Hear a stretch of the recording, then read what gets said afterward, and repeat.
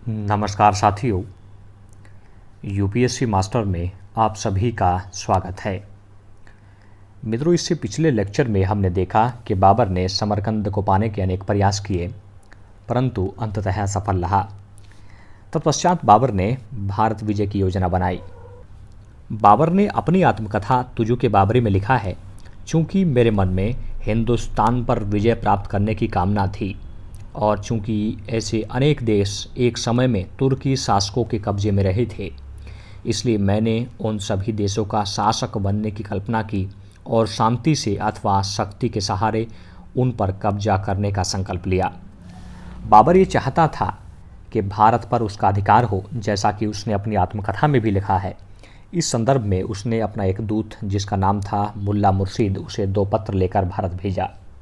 एक पत्र उसने लिखा इब्राहिम लोदी को और दूसरा पत्र लिखा दौलत खान लोदी को। इन दोनों ही पत्रों में बाबर ने इनसे उन क्षेत्रों की मांग की जो कभी तुर्को शासकों के अधीन रहे थे। इब्राहिम लोदी ने बाबर के पत्र पर कोई ध्यान नहीं दिया, जबकि दौलत खान लोदी बाबर से क्रुद्ध हुआ और उसने मुल्ला मुर्शीद को बंदी बना लिया। बाबर पूरा मन बना चुका था कि उसे भारत पर आक्रमण करना है, और ये जो उसका मुख्य भूमि पर आक्रमण होना था, इससे पहले भारत पर बाबर छोटे छोटे आक्रमण कर चुका था। और इनमें पहला आक्रमण किया था 1516 ईस्वी में उसने बाजौर और भैरा पर, और दोनों को जीतकर काबुल में मिला लिया था, परंतु दोनों ही ये शीघ्र ही स्वतंत्र हो गए थे।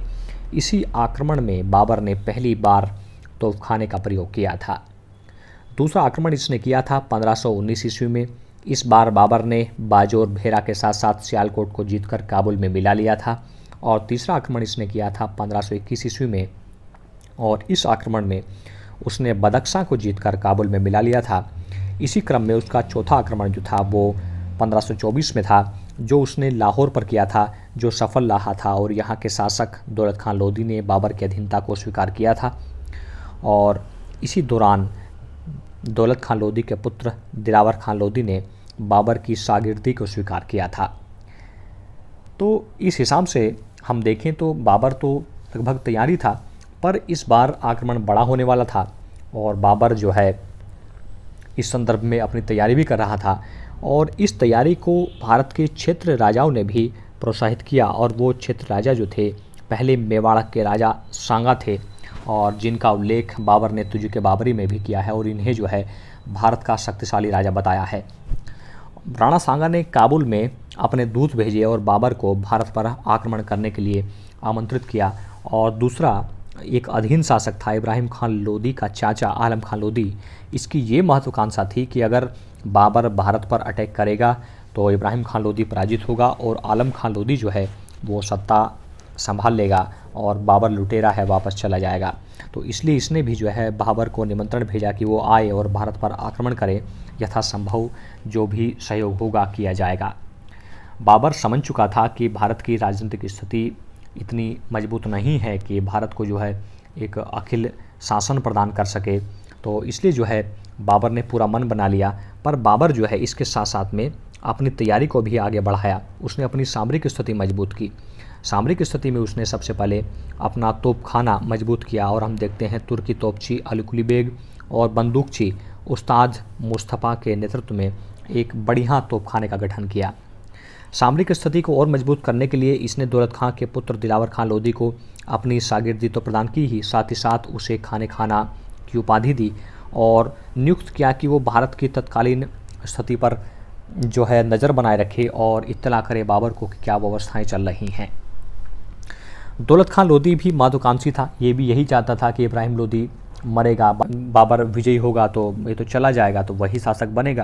तो दौलत खान लोदी ये चाहता था कि बाबर की सेना में फूट डाल दी जाए और सही समय पर वो सहयोग करे ताकि उसी की अधीनता सब लोग स्वीकारें।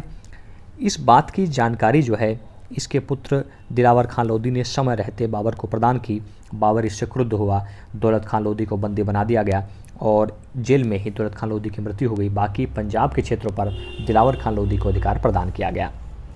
बाबर जो है अपनी पूरी तैयारी के साथ दिल्ली के प्रवेश द्वार पानीपत में पहुंचा।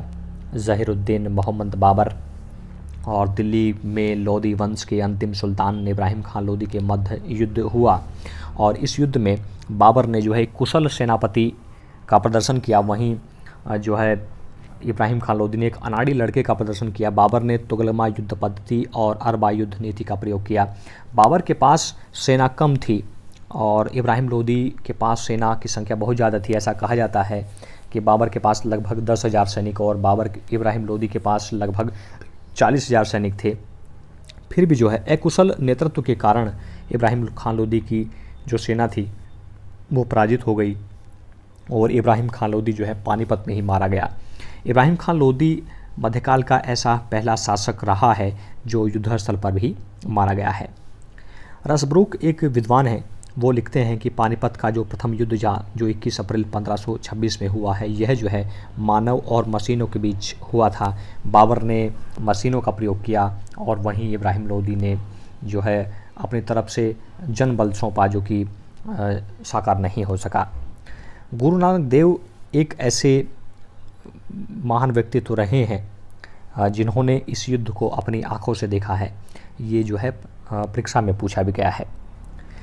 इस युद्ध ने भारत में अफगानों के भाग्य को अनिश्चित कर दिया। इब्राहिम खान लोदी की मृत्यु के बाद सल्तनत के अनेक सरदारों ने अपने अपने क्षेत्रों में स्वतंत्रता की घोषणा कर दी और इसी अराजकता की स्थिति में बाबर ने हुमायूं को आदेश दिया कि वो आगरा पर अपना शीघ्र अधिकार कर ले। हुमायूं जो है आगरा पहुंचा, खजाने की चाबी और कोहिनूर का हीरा प्राप्त किया और इसे जो है बाबर को प्रदान कर दिया। बाबर हुमायूं से प्रसन्न हुआ क्योंकि इस युद्ध में हुमायूं ने बढ़ चढ़कर भागीदारी निभाई थी, तो कोहिनूर हीरा जो है हुमायूं को ही दे दिया गया।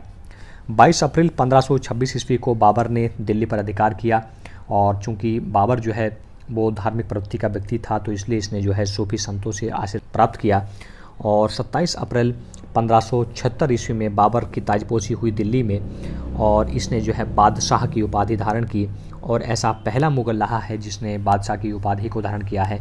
इससे पहले मुगल जो है वो मिर्जा की उपाधि धारण किया करते थे। बाबर भारत विजय से प्रसन्न था। इस उपलक्ष्य में बाबर ने जो है खजाना आधा जो है काबुल भेज दिया और वहाँ के लोगों को जो है 2-2 चांदी के सिक्के बंटवाए और ग्वालियर के शासक ने इस युद्ध में बाबर का बहुत सहयोग किया था, तो इसलिए जो है बाबर ने इसे हीरा भेंट कराया।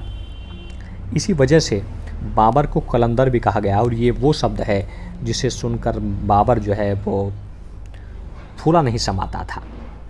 उम्मीद है पानीपत का प्रथम युद्ध जो है आपको पूरी तरह स्पष्ट हो गया होगा और आपको ये बताना है कमेंट सेक्शन में कि पानीपत का युद्ध जो है वो भारत पर कौन से नंबर का आक्रमण था भारत का, ये पूछा भी गया है।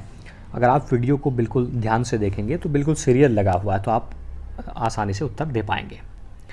मिलते हैं इससे अगले लेक्चर में, तब तक के लिए जय हिंद, जय भारत, महाशक्ति भारत।